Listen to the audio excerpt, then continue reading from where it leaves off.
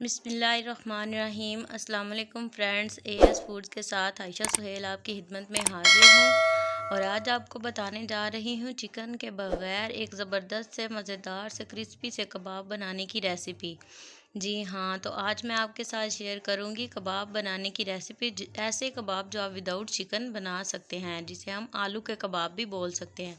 इसके लिए हमें चाहिए आलू उबले हुए, हमने बारीक कतलों में काट के तो इन्हें उबाल लिया था ताकि ये उबालना आसान हो। इसके साथ टमाटर, प्याज और हरी मिर्च कटी हुई चाहिए हमें। आलूओं को सबसे पहले हम एक बाउल में डालकर तो इन्हें हाथों की मदद से या किसी मिक्सर की मदद से मैश कर लेंगे।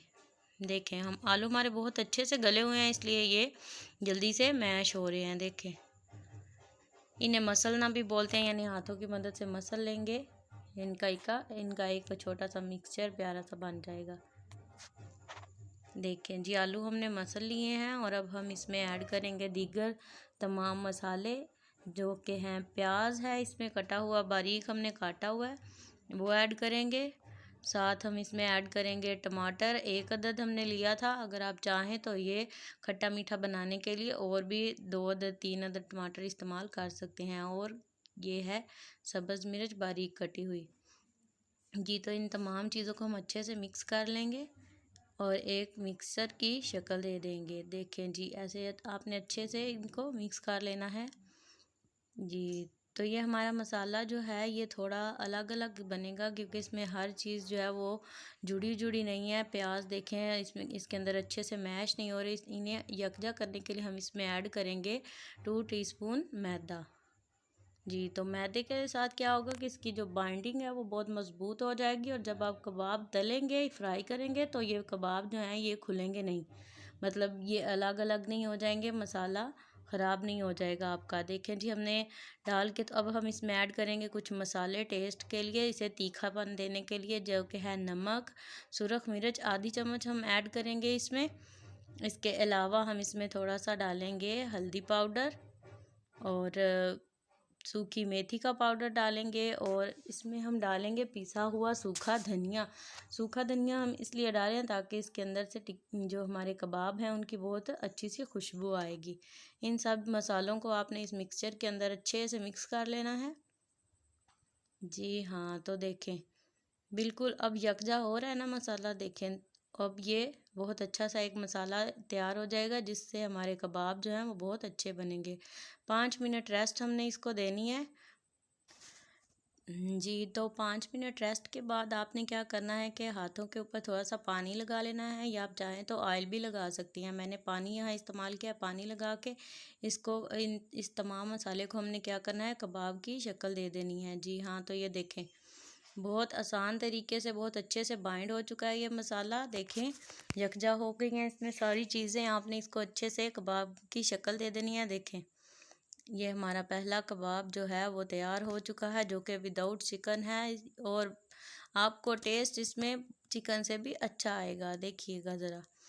जी, तो ये देखें हमने इसी तरह तमाम जो है वो हमारा मसाला उसके सारे कबाब बना लेने हैं। कबाब बना के आपने ऐसे करना है कि इसको मैदा, थोड़ा सा खुश्क मैदा आपने ट्रे के अंदर बिछा लेना है और उसके ऊपर रखते जाना है, ताकि ये नीचे जो है प्लेट या ट्रे के पैंदे में चिपके नहीं और ये आपके कबाब ख़राब नहीं हो। ठीक है, तो ये देखें खुश्क मैदा आपने थोड़ा थोड़ा लगाते रहना है ताकि ये चिपके नहीं आपस में या ट्रे के अंदर। इसी तरह हमने ये सारे कबाब जो हैं वो तैयार कर लेने हैं। जी, तो बहुत प्यारी सी गोल सी आपने इनको शक्ल दे देनी है। आप कोई भी शेप दे सकती हैं, लेकिन ये कबाब जो हैं वो गोल शक्ल में ही अच्छे लगते हैं। जी, तो देखें माशाल्लाह हमारे कबाब जो हैं वो रेडी हो रहे हैं। ये हमारा आखिरी कबाब। जी, तो अब हमने इस आखिरी को भी बिल्कुल सेम वैसे तरीके से ही थोड़ा सा पानी लगा के इसको कबाब की शक्ल दिया, और आखिर में हमने इसको खुश्क मैदा लगाकर ट्रे के अंदर रख देना है। ये देखिएगा। जी, तो ये देखें बिल्कुल तैयार है।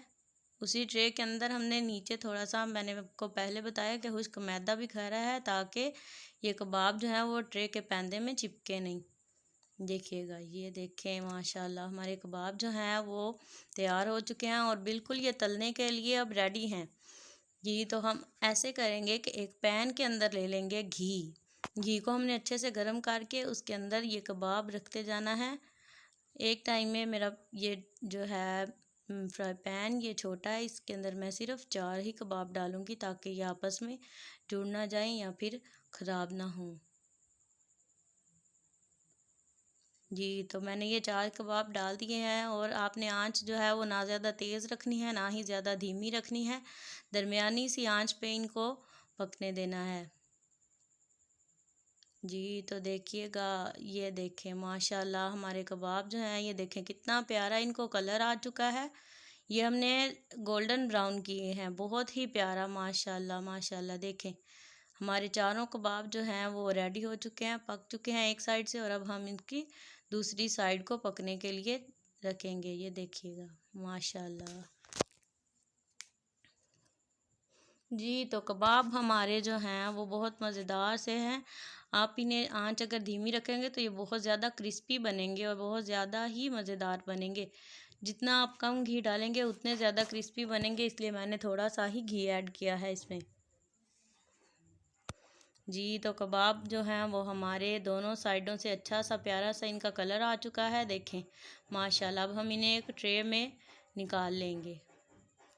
जी तो देखें बहुत ही प्यारा माशाल्लाह, दोनों साइडों से ही बहुत प्यारा गोल्डन ब्राउन हमने इनको कलर दिया है। ये देखें माशाल्लाह। और इसी तरह हमारे ये दूसरी दफ़ा हमने ये 4 कबाब डाले थे और ये भी पक कर बिल्कुल तैयार हो चुके हैं। ये देखिए इसकी भी साइड हमने जो है वो हल्की गोल्डन ब्राउन की है और साइड पलट दी है। जी तो आपने इसी तरह से अपने तमाम कबाब जो हैं वो फ्राई कर लेने हैं और बहुत ही मज़ेदार बहुत ही टेस्टी बनेंगे। अगर आपका मूड बने तो ये देखिएगा कि आप बहुत ही इंजॉय करेंगे इन्हें खाकर। आपको ज़रा सा भी फील ही नहीं होगा कि आपने इसमें चिकन ऐड नहीं किया। ये आलू के मज़ेदार से कबाब आप अपने घर में ज़रूर रेसिपी ये ट्राई कीजिएगा और हमें कमेंट में बताइएगा कि आपको और आपके घर वालों को ये आलू के कबाब कैसे लगे। जी तो देखिए माशाल्लाह हमारे गोल्डन ब्राउन क्रिस्पी से ये कबाब जो हैं वो तैयार हो चुके हैं और हम इन्हें हरी चटनी के साथ सर्व करेंगे।